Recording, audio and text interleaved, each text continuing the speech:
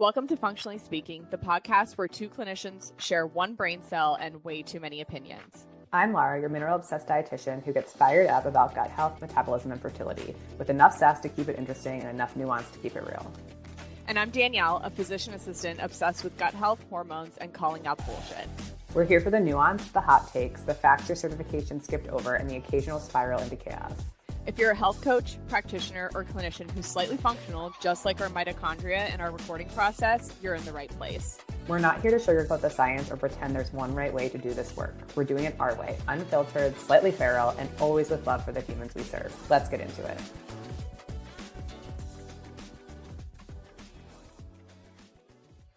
Welcome back to Functionally Speaking, the clinical pod that spirals responsibly. We are sponsored by Unconventional Collaborative, basically Laura and myself, because for those not watching, the same person. We now have the same mannerisms and gestures. We have morphed into one person. That semi, I was not ready for that.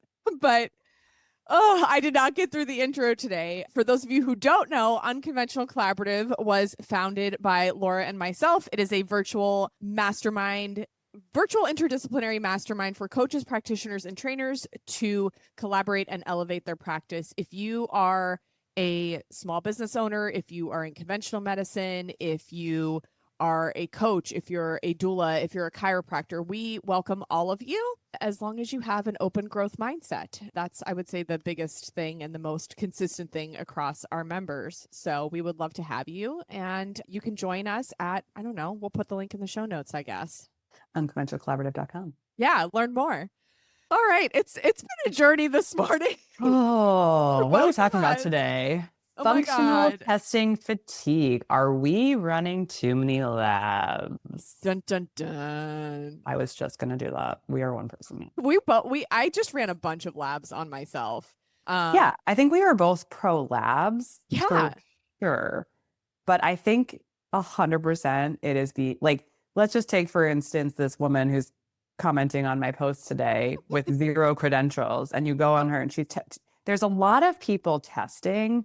And I just think that is it's like bastardizing testing and making it so that it's not actually being useful. I don't know. You take. Well, I think what you're trying to say is that because people are running their own testing, which I think we are both very pro. Yes. But also I think, and there's people with not great credentials also, sometimes there's not great clinical decision-making with what tests are being run. And I think that people could be wasting their money, coaches and practitioners could be wasting people's money, and maybe not all of the time intentionally too, right? But just when you don't know what you don't know, I think you tend to flail and run more things, and there's less of a targeted approach.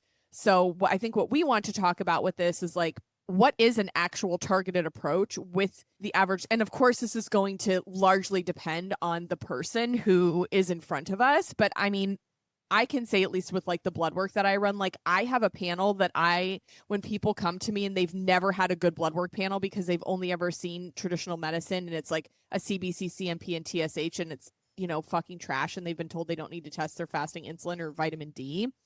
I have a panel that I love to see. So when someone comes to me and they haven't had blood work in a long time, or they've never had a good blood panel, I do have something that's somewhat standardized that I like to see in most people. I don't know if you kind of I feel like we have a very similar type of panel that we would like to see on people.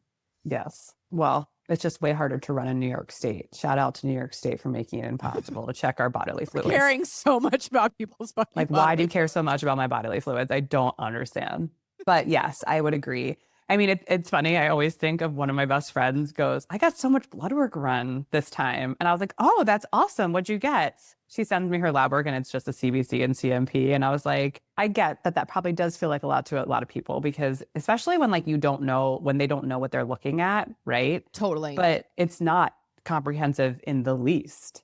And so, yes, I feel like we both are looking more too at the whole picture of we want to look at metabolic health through things like hemoglobin A1C, fasting insulin. We want to look at nutrient health through vitamin D, the red blood cell versions of magnesium, zinc. We want to look at vitamin B12, folate, et cetera. And then we also want to run full panels, right? Because a lot of conventional offices will look at TSH and usually not even maybe, they'll look at hemoglobin. They'll look at those two things for iron status or for the hemoglobin, and thyroid status for the TSH. And if they're normal, they won't do any other digging, which I think we both think is just like, It's not it's not, enough. it's not enough. It's not. I tell this story a lot. Like I had a girl, she was a PA student at the time, like extremely fatigued, not feeling well. Listen, homie was doing a lot of the wrong things, but we flopped her around. Yada yada yada for people who are old enough to understand that phrase. She had fucking thyroid cancer. Yeah, But that's like her wild. because she was young, like I just feel like her body was like her thyroid was compensating. The only thing whack for her were her thyroid antibodies. Mm, So like that is such a I mean, listen, that's like a zebra, right? How many times in my life am I ever going to find that again? Probably none, hopefully. But what does that like running a full thyroid panel through Rupa is 50 fucking dollars. Like 50 $505. And it just blows my mind. That's the other problem is that these costs through traditional insurance, like they're not being covered. So people are getting smacked with these bills. hundreds to thousands of Thousands, dollars. thousands for It's sure. unreal. Unreal. Yeah, and I was to your point, I was going to say the same thing, like where we like to look at metabolic health and nutrient status and your hormones and things of that sort, looking at all areas of health because all of those areas do matter for the whole person. So I guess like maybe we should talk about like I think we kind of touch on like are we running too many labs, and I think that is yes. So like if you're a clinician who's like shotgunning all of these labs and I would say that would look like something like, running a full blood panel, doing a total tox burn, do it. Like I see people who run like thousands and thousands of dollars of testing on people right away. And I'm like, but they're not eating enough. Yes. Holy crap. Yes. Like So the basics. And this is the other thing I see too is that what is the capacity of your client? If you're going to run all these tests, but they don't have the capacity to actually act upon what you're or going to even deal suggest with for the them, results. right, right. Like I work with a lot of postpartum moms, and I'm like, if you're not ready, like if you literally aren't sleeping through the night and can't even feed yourself, what's the point of testing and making you more stressed out about one, right, the results, or two, Yeah. like what we're gonna do about it? And so that has to be part of the conversation too, of like, are you actually ready to work on these labs? And I think unfortunately too, in functional medicine, you see a lot of people doing like overdoing the supplements, which then becomes more of a burden too to the client in so many different ways, not just financially. So I think Yeah. that's part of it too, is like, I think as a clinician, we need to also understand when tests are valuable and the capacity of our client. And then also Yeah. like, what does the whole picture look like? Is this going to help us help them, or is it going to help us add more stress to them? Those are all such great points. And I think a preceptor taught me this when I was in PA school. Like, why are you running the test if you're not going to do anything about the outcome? Mm, yes. And I think that that is such an important question for clinicians to be asking. Like, what am I going to do if these results are whack? Yes. So, professionally speaking, um, Oh, fuck. Uh, but seriously, like, what are you going to do with that? Like, is there yeah. actually any action that that you we're struggling today that that you can take off of that? Or like recently I had a client who just she's a little more on the overwhelmed side, has a lot of basics to work on, or I wouldn't even like she knows she's very smart, but implementation can be very difficult for people. And she said to me the other day, like, when is this going to get easier? And I said, it's going to Mm, take a minute, and that's okay. yes. Yes. It's okay if you're messing up. It's okay if you're not doing it perfectly. But we had talked about a stool test, and she just there's a couple of things involved with the stool testing that like she just wasn't ready for. And I was like, listen, you came to me to do work. I feel like there's you want information and you respond well to having that information. How about we start with blood testing and we can get you doing some of these basics a little bit better, and then we can talk about doing a stool test like in a couple of months. Like, what do you think? Like, and I feel like even asking the client, like, how do you feel about this? Like, I think sometimes we get, and I mean, I'm definitely guilty of this too. Like, I get carried away with like, you need this, like all of these things because we want people to feel better. But I was really sensing like I don't know if I want to even say overwhelm from her, but just like this isn't going to work for me right now. Like, if you're getting that feeling from your client, like you need to back off of what you're suggesting. I feel like that gut instinct is I mean, I know it's not like double blind placebo control trial. Um, for I the think what's research wanes. I think what's so hard too from like a practitioner standpoint is we want to offer the best value possible for our clients. So I Yes. also understand that the lab work is the tangible thing, right? Unfortunately, like our suggestions and our counseling is not as tangible. It's kind of like you go to therapy and you have to do the work, or you should be doing the work. Whereas Work, like work, work, you work, go to a work. massage and you're getting like a Yeah. tangible massage and say like, oh, I Oh, felt that, right? So I think we sometimes also have to explain to the client of like, this takes time, yeah. one, and like even if we do lab work, it doesn't mean that that's a quick fix. And I think this is hard too. We talk about this all the time in the collaborative, how a lot of people just need more time. And people Yes. are so stuck in this like mentality of like wanting a quick fix, wanting a package that's like, 3 months or less. And like, I think both of us can attest that like a lot of people need 6 months to a Yeah. year. And it's not because we want to overload them with protocols or overload them with supplements. It's because change takes time, right? These clients aren't living in a vacuum. They still have kids and jobs and mortgages and other responsibilities, right? Pets and parents and all these different things. And so a lot Totally. of this takes time. And like I just got off a call with a client today and she's like, God, I got nothing done since the last time I saw you. And I Oh, always stop my client and I'm like, reverse. Let's talk yeah. about what's going on in your life. The things she accomplished in the past month were huge. It's just that like we've been taught that like, if symptoms aren't completely gone, if your weight isn't back to a normal whatever, like when we didn't fully succeed. Like she's not off her blood pressure medication yet, right? Like so to her it's like I failed, as opposed to I'm seeing a lot of improvement in her day to day. Like she's actually eating breakfast, she's actually eating lunch, she's remembering the few supplements we do have her on. She's off her heartburn medication, right? Like there's so many different things that have improved, Oh, that's but we're great. just all stuck in this like if it's not perfect, then I didn't succeed. And we have to walk our clients through that. And then I also think from a clinician standpoint, we have to walk ourselves through that too, right? Like if I don't order the labs, then clearly I'm not giving enough. But if they actually need more of the like eating breakfast crowd and going to sleep on time crowd, like that would move so many more mountains than running a stool test and them not actually be able to do anything about it. Yeah. Rant done. I agree. I want to add HTMA testing to my arsenal of things that I Mm, can do.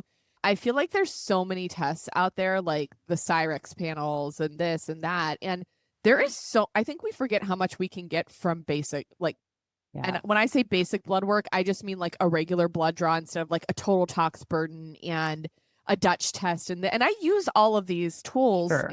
Yes. when they're appropriate, but people are shocked at how they would be shocked if they saw how infrequently I order Dutch testing and mycotoxin testing and Lyme testing and some of these other more like trendy things. And just because they're trendy doesn't mean they don't have a place, but I feel like it's Correct. just we have allowed the testing to take over for the clinical thought process. And I think the older that I get and the longer that I do this work, it's so much more of my thought process and my experience. And I don't know if you've ever heard this before, but they say this is relevant, but just stick with me for a second. Like radiologists, after they've been in practice for so long, they're like, I think that this is going on, but I cannot tell you why, because like their brain subconsciously notices the patterns on the scans Mm, and is hmm. like detecting that, but they can't vocalize it, but they're right.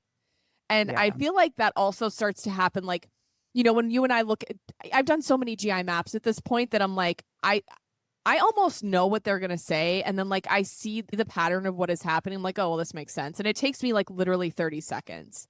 Yes. That wasn't always the case. No. Like it took me a long time to get to that point, and 30 seconds is maybe a smidge of an exaggeration. No, but you can get a good like zoomed out picture of Totally. like But if what's I going on. scan that thing once, I'm like, okay, I have a plan. Like, Not to mention, I think what you and I do really well too is we have really comprehensive intake forms and dude, a yeah, comprehensive intake session with clients.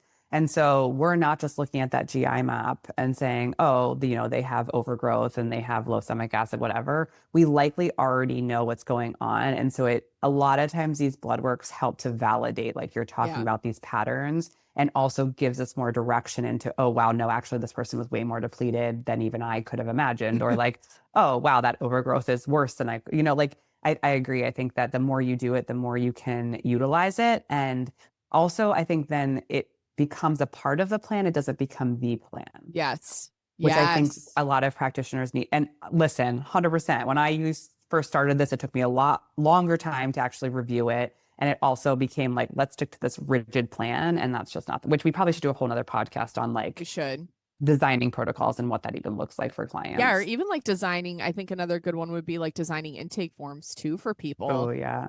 But yeah, like I don't know what your process is like, but I don't when someone signs on to work with me now, and to what you said, most of my people are signing on for 6 months. I have a 3, 6, or a 12-month option. 98% of people are choosing that 6-month option, and it's appropriate for most of them as well. But I see them within like the next week, and we're not even running any testing before that first appointment because first of all, we get going, we hit the ground running, and there's so much that we can address just from that intake form. Like if you don't have a good comprehensive intake form, like if one page is not enough, I'll tell you that right No. now. It's like absolutely not enough. I've had people be like, this is like the Old Testament to me. Like we're talking anything from like breast or bottle fed to environmental exposures and everything else in between, right? Like we need to be asking about that. And you also need to understand how to put those puzzle pieces together. And I Yeah. feel like being able to like put those puzzle pieces together from your intake and your first comprehensive appointment, it drives so much of what I do as a clinician that it's like, it's, I mean, I could not have done this work 8 years ago. Like No. it just Same. wouldn't not have been going the way that it is now, and I would not be getting the results that I'm getting for people 100%. Totally. Which I think is, also to not discourage practitioners from doing the testing earlier on. Correct. And I also think if you are not testing yourself, you need to be doing that because you need to first understand how to do the test, right? Like the hair test can be annoying if you have hard water, just understanding that. Like if you've never done a stool test on yourself, pooping into a hot dog container, like you need to understand, like, right? Like just having that basic knowledge and then also understand like if you're going to run 5 tests on yourself, feel how that feels to your nervous Yeah. system. You are a practitioner, you are more educated, you understand the body more than maybe the average person does, and you probably would be overwhelmed by 5 tests too. So I think that when I was starting all this, I was testing everything and then I was like, well, I can't do it, like anything about this anyway. So like it's just really understanding it not only as a practitioner but as a human being so that you can understand what you're asking of your clients. Yeah. That I love that. I think that's really important. Also, diagnostic solutions, if you're listening, can we get something besides a hot dog container? We love you and we love your testing. Yeah, can we get like a what are those But called? can we get something that doesn't flop when the poop hits it? Yeah, Like can I we get a toilet insert? Because yes, that like something to put on the uh yes. What are they called? Like like hats or something? yes, for Like the like toilet urinal hat. like for Yeah. the older crowd who can't like collect the Yes. urinalysis. Can we get a hat? Can we get a stool hat, please? Okay. Takeaways for the clinicians listening. Like 3 big takeaways. What do we think? I think I'm going to restate it again. Make sure that the lab work that you do is a part of the plan. It's not the plan.